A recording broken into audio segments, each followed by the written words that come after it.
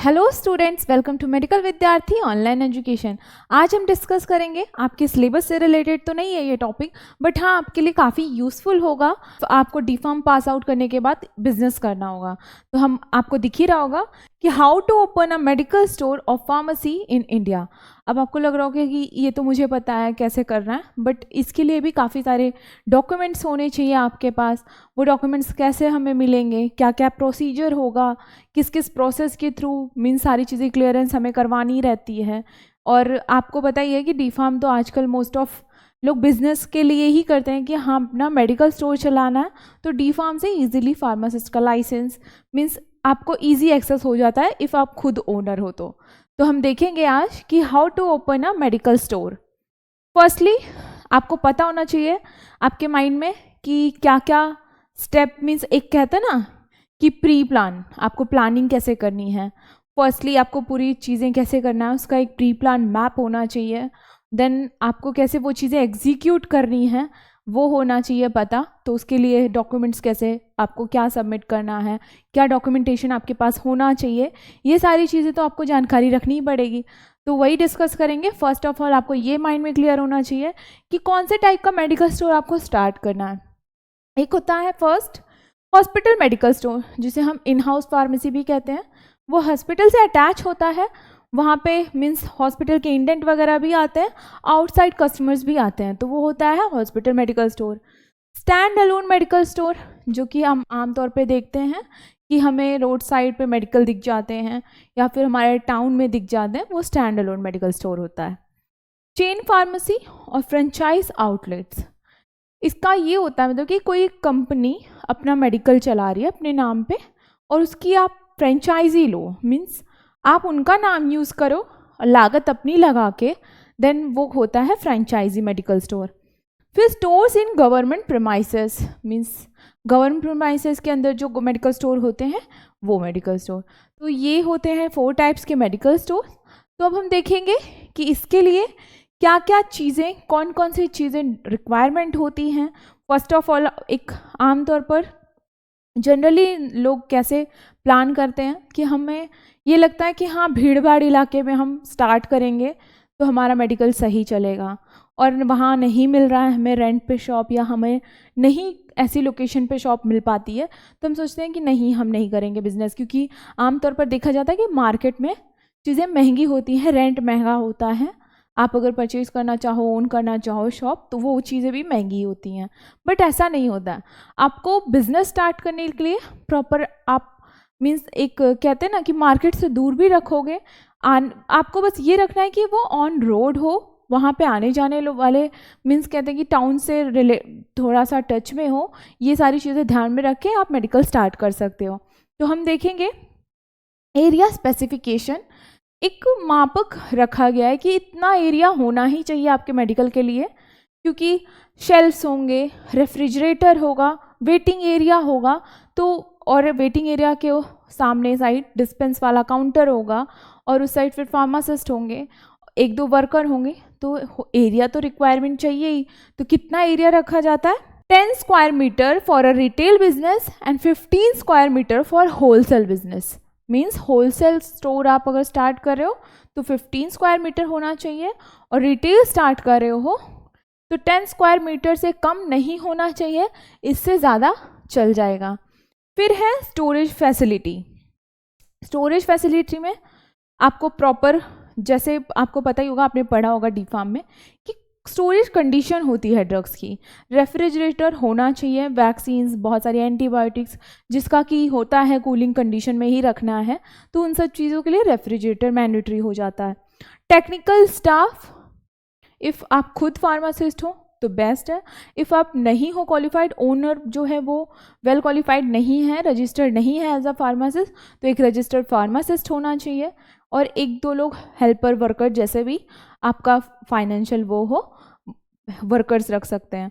For wholesale business और for retail दोनों के लिए सेम टेक्निकल स्टाफ लगते हैं। फर्स्टली और टेक्निकल स्टाफ इसलिए भी लग सकते हैं कि आप स्टार्टिंग में तो मैनुअली चीज़ें कर सकते हो कि हमने हाथ से बिल बना दिया, हैंड बिल कर दिया, सब कुछ कर दिया, बट जैसे जैसे सेल में ग्रोथ होने लगती है आपको फिर कंप्यूटर का सहारा लेना ही पड़ता है। तो उसके लिए भी एक ऐसा पर्सन भी होना चाहिए जिसे कंप्यूटर एप्लीकेशन, कंप्यूटर पे काम करना आता हो। मेडिकल में भी, मतलब मेडिकल चलाने के लिए भी सॉफ्टवेयर अवेलेबल है, उस चीज़ को वो हैंडल कर पाए, तो इसलिए टेक्निकल स्टाफ भी ज़रूरी है। अब कौन कौन से रजिस्ट्रेशन मैंडेटरी हैं वो देख लेते हैं। रजिस्ट्रेशन मीन्स आप कहते हैं ना लीगली सारी चीज़ें करोगे इजीली एक्सेस हो जाती हैं, बट आप अगर लीगल डॉक्यूमेंट्स कंप्लीट नहीं करोगे तो उतना ही कॉम्प्लिकेशंस आता रहता है। फर्स्ट आप शॉप रजिस्ट्रेशन, इफ़ आप खुद ओन कर रहे हो तो भी वो रजिस्ट्रेशन लगेगा, जो कि होता है ओनरशिप डॉक्यूमेंटेशन, आगे हम आपको बताएंगे, जिसे कि हम ये भी कहते हैं प्रोप्राइटरशिप रजिस्ट्रेशन। और एक होता है रेंटल, इफ़ आपका खुद का है तो ओनरशिप वाला रजिस्ट्रेशन आपका होना चाहिए, इफ़ आप रेंट पे ले रहे हो तो रेंट एग्रीमेंट होना चाहिए आपके पास। बिजनेस रजिस्ट्रेशन मीन्स कि उसमें आप सिंगल हैंडेडली चीज़ें इन्वेस्ट कर रहे हो या पार्टनरशिप में कर रहे हो। इफ़ पार्टनरशिप में कर रहे हो तो उस पर भी रजिस्ट्रेशन रिक्वायर्ड होता है, उसके भी कुछ लीगल डॉक्यूमेंट्स बनते हैं, आगे हम डिस्कस करेंगे, उस चीज़ का भी रजिस्ट्रेशन आपके पास होना चाहिए। जीएसटी रजिस्ट्रेशन, ऑब्वियस सी बात है, आप बिजनेस स्टार्ट करोगे, टैक्स पे ही बनोगे, तो आपके पास जीएसटी नंबर भी होना चाहिए। Drug licence registration, RDL WDL means retail drug licence, wholesale drug licence, दोनों के अलग अलग ड्रग लाइसेंस होते हैं, तो इसके बारे में भी आगे ब्रीफ में देखेंगे। इतने रजिस्ट्रेशन आपके पास होने ही चाहिए for medical store.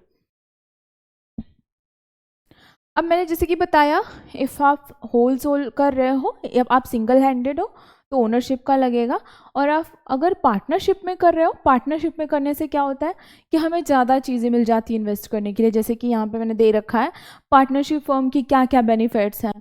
Profit and loss भी शेयरिंग में हो जाता है, हम कैपिटल ज़्यादा प्रोवाइड कर सकते हैं अपने बिजनेस के लिए, ज़्यादा हम इन्वेस्ट कर पाएंगे। और फिर कंबाइंड स्किल, टैलेंट, नॉलेज, हर एक के पास अलग अलग स्किल्स होती हैं, वो चीज़ें मिल जाती हैं। शेयर वर्कलोड भी शेयर हो जाता है। तो पार्टनरशिप के भी अपने अपने प्रोज होते हैं। पार्टनरशिप रजिस्ट्रेशन के लिए क्या करना होता है या फिर उसका मतलब क्या होगा? A partnership form means medical store is established bye 2 or more partners who manage business together or as per partnership deed executed, means उनकी पार्टनरशिप जितनी डील पे बनी होगी, जितना रजिस्ट्रेशन में बताया गया होगा, उन सब चीज़ों पे वो पार्टनरशिप रजिस्ट्रेशन होता है। अब मैंने बताया इफ़ आप होलसेल बिजनेस कर रहे हो, आप खुद ओनर हो, तो आपके पास प्रोप्राइटरशिप रजिस्ट्रेशन भी होना चाहिए। और इसके लिए कौन कौन से डॉक्यूमेंट्स आपके पास होने चाहिए? आप टैक्स पेइंग सिटीजन हो, जीएसटी रजिस्ट्रेशन हो, आपका बैंक अकाउंट हो। ऑब्वियसली बात है, आप बिजनेस स्टार्ट करने जा रहे हो तो आपके पास बैंक अकाउंट होना चाहिए, इंडिया में ही आपका जीएसटी रजिस्टर्ड होना चाहिए।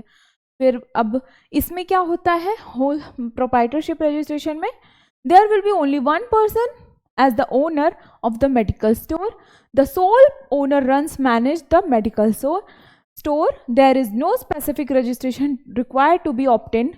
Establish a sole proprietorship. The sole proprietor owner should get a PAN card, open a bank account to run business. अब और कौन से डॉक्यूमेंट्स रिक्वायर्ड होते हैं हमारे मेडिकल स्टोर के, मतलब कि स्पेसिफिक मेडिकल स्टोर के रजिस्ट्रेशन के लिए? आपको पता होगा, इन जनरल आप सुनते हो कहीं पे कोई मेडिकल डीआई आते हैं इंस्पेक्शन के लिए, तो उनको क्या क्या डॉक्यूमेंट्स आपको बताना है कि आपका मेडिकल स्टोर रजिस्टर्ड हो पाए। तो pharmacy licence application, first of all कि आपके पास कोई एक वेल क्वालिफाइड पर्सन है जो कि रजिस्टर्ड है आपके स्टेट पीसीआई से, डी फार्म या बी फार्म जो भी है वो क्वालिफाइड है, उसका रजिस्ट्रेशन है, उसके पास अपना लाइसेंस नंबर है, वो डॉक्यूमेंट आपको लगाना है। ड्रग लाइसेंस डिपॉजिट फ़ी और चालान फ़ी, ड्रग लाइसेंस के लिए जो आप एप्लीकेशन डालते हो उसका एक इनवॉइस मिलता है या एक रिसिप्ट मिलता है कि ये आपने पे किया है, वो आपके पास स्लिप होनी चाहिए। ब्लूप्रिंट की प्लान फॉर द प्रीमाइसेस, आप एक लेआउट बनाओगे ना, आप ऐसे कुछ भी प्लान करके कि वो घर तो नहीं है कि कुछ भी हो जाएगा, आप प्रॉपर एक ब्लूप्रिंट बनाओगे कि हाँ मेरा एल काउंटर होगा, यू शेप काउंटर होगा, या फिर कैसा काउंटर होना चाहिए, वेटिंग एरिया कहाँ पे होगा, इस तरीके से ब्लूप्रिंट जो आप बनाओगे वो होना चाहिए, जैसे कि आपको इमेज में दिख रहा होगा। कि ये वेटिंग एरिया है, ये टेबल है, चेयर है, स्टोरेज, फ्रिज, रैक्स हैं, ये डिस्प्ले विंडो है। तो इस तरीके से आप जो मैप बनाओगे उसे ही ब्लूप्रिंट कहते हैं, वो भी आपके पास होना ज़रूरी है।